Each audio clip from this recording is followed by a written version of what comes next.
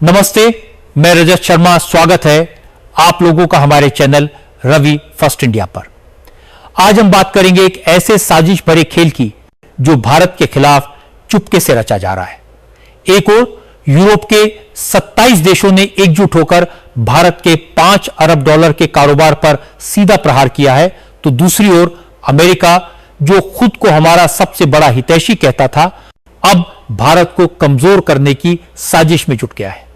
यह दो तरफा हमला इतना खतरनाक है कि सवाल उठता है, क्या भारत इस पश्चिमी दबाव के सामने झुक जाएगा, या यह नया भारत है जो अपने विरोधियों को उनकी ही भाषा में ऐसा सबक सिखाएगा कि उनकी अगली नस्लें भी नहीं भूलेंगी। इस पूरे घटनाक्रम का सच क्या है और भारत ने इस खेल को उलटने के लिए क्या रणनीति बनाई है, इसे हम इस वीडियो में विस्तार से समझेंगे। लेकिन उससे पहले दोस्तों, मैं आपसे एक छोटी सी गुजारिश करूंगा। मैंने कभी नहीं कहा कि मेरे चैनल को सब्सक्राइब करो, क्योंकि मुझे विश्वास है कि अगर हमारी बातों में दम होगा तो आप खुद ब खुद हमें सपोर्ट करेंगे। मगर आज मैं आपसे कहना चाहता हूं, कृपया हमारे चैनल को सब्सक्राइब करें। लोग तो कपड़े उतारकर नाचने वाली लड़कियों की वीडियोस को तुरंत लाइक और सब्सक्राइब कर देते हैं, लेकिन जब हम मेहनत करके भारत की ताकत और गौरव को सामने लाते हैं तो 93.4% लोग हमारी वीडियोस देखकर भी चैनल को सपोर्ट नहीं करते। तो प्लीज इस चैनल को जरूर सब्सक्राइब करें ताकि हम आपके लिए और बेहतर कंटेंट ला सकें। और हां, कमेंट में भारत माता की जय अवश्य लिख देगा।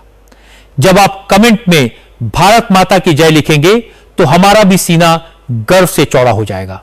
और फिर आप लोग लिखेंगे भी, कैसे नहीं, भारत के गौरव के लिए, भारत की शान के लिए, भारत माता के लिए भारत माता की जय लिखना बहुत जरूरी है।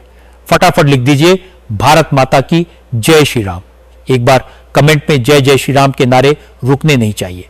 और इतनी बार बोला है, आप लोग बिना सब्सक्राइब के मत जाना, चैनल को सब्सक्राइब अवश्य कर लेना। अब बात करते हैं इस साजिश की। कहते हैं, अगर किसी देश को कमजोर करना हो तो उसकी अर्थव्यवस्था को निशाना बनाओ, और यही कोशिश यूरोप अब कर रहा है। हाल ही में यूरोपीय यूनियन ने अपने 18वें सैंक्शन पैकेज की घोषणा की।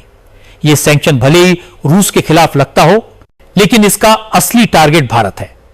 इस पैकेज में 105 जहाजों पर प्रतिबंध लगाने के साथ साथ कुछ भारतीय कंपनियों को भी निशाना बनाया गया है। लेकिन यह तो बस शुरुआत थी, असली साजिश तो अब सामने आई है। यूरोपीय यूनियन ने एक ऐसा फैसला लिया जो भारत की अर्थव्यवस्था की रीढ़, हमारे पेट्रोलियम निर्यात पर सीधा हमला है। उन्होंने ऐलान किया कि वे भारत से आने वाले पेट्रोलियम प्रोडक्ट्स पर रोक लगा देंगे। कारण, उन्हें शक है कि भारतीय प्रोडक्ट्स रूसी कच्चे तेल से बना रहा है। वही यूरोपीय देश जो रूस यूक्रेन युद्ध शुरू होने के बाद चुपके चुपके रूस से सस्ता तेल खरीदते रहे।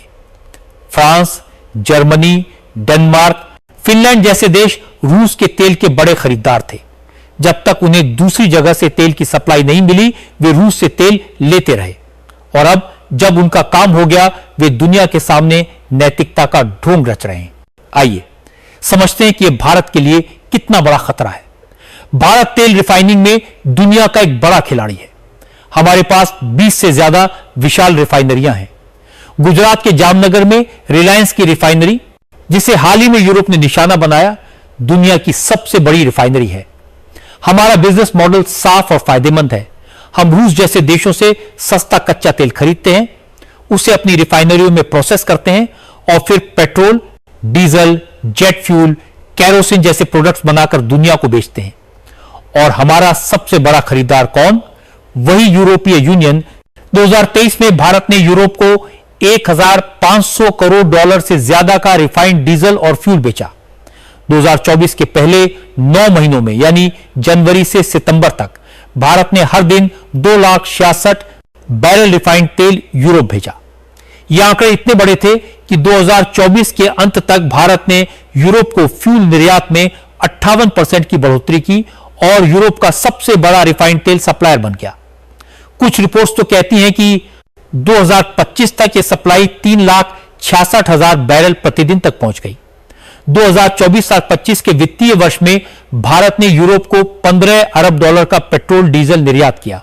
लेकिन अब यूरोप ने फैसला लिया है कि वह रूसी कच्चे तेल से बने किसी भी पेट्रोलियम प्रोडक्ट को नहीं खरीदेगा, चाहे वो किसी भी देश से आए। यह भारत के लिए एक बड़ा अलार्म है। Global trade research initiative GTRE की रिपोर्ट में साफ कहा गया है कि यूरोप का यह फैसला भारत की रिफाइनिंग इंडस्ट्री को तबाह कर सकता है। रिलायंस और नायरा एनर्जी जैसी हमारी बड़ी कंपनियां रूसी क्रूड पर निर्भर है। अगर यूरोप ने यह जांच शुरू की कि कौन सा प्रोडक्ट रूसी तेल से बना है, तो भारत के लिए इसे साबित करना बेहद मुश्किल होगा।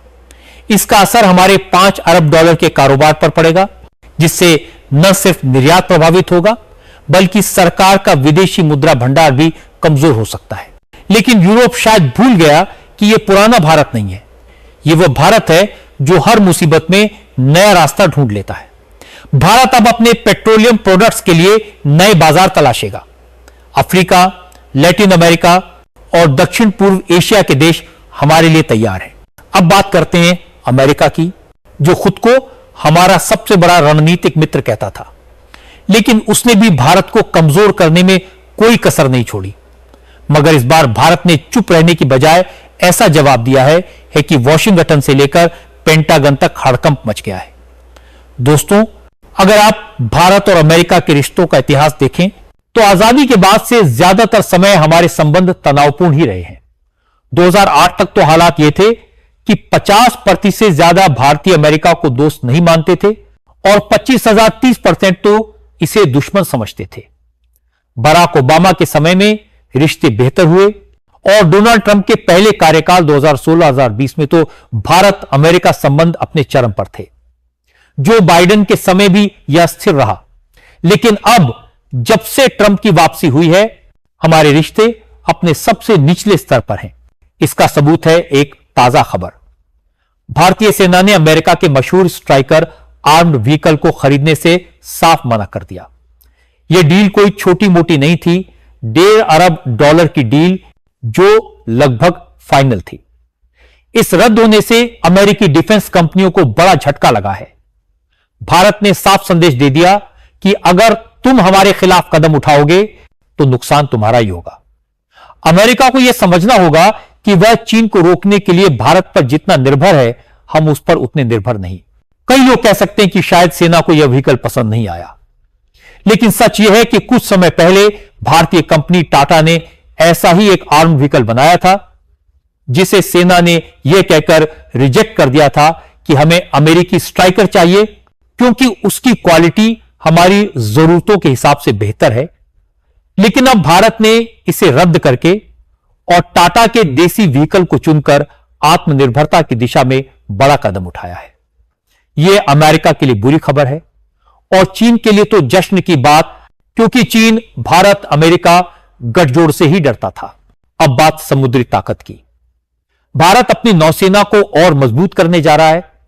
हमारी कलवरी क्लास की पनडुब्बियों को और घातक बनाने के लिए 48 हैवी वेट टॉरपीडो खरीदने का टेंडर निकाला गया था। इस रेस में इटली की कंपनी वेज, जो ब्लैक शार्क टॉरपीडो बनाती है, सबसे आगे है। यह दुनिया के सबसे उन्नत टॉरपीडो में से एक है, लेकिन बात सिर्फ 48 टॉरपीडो की नहीं, हमें कुल 200 से ज्यादा टॉरपीडो चाहिए। इस डील की सबसे खास बात है इसका मेक इन इंडिया पहलू।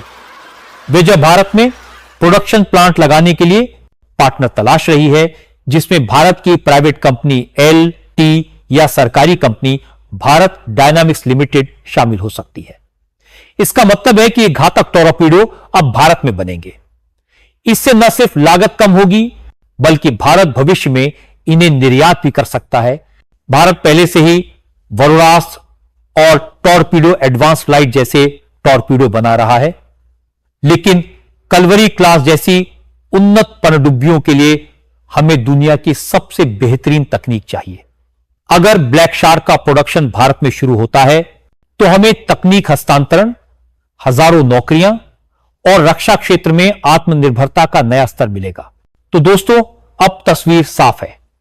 एक तरफ यूरोप और अमेरिका जैसे देश भारत को दबाने की कोशिश कर रहे हैं, तो दूसरी तरफ भारत अपनी कूटनीति और ताकत से उन्हें मुंहतोड़ जवाब दे रहा है।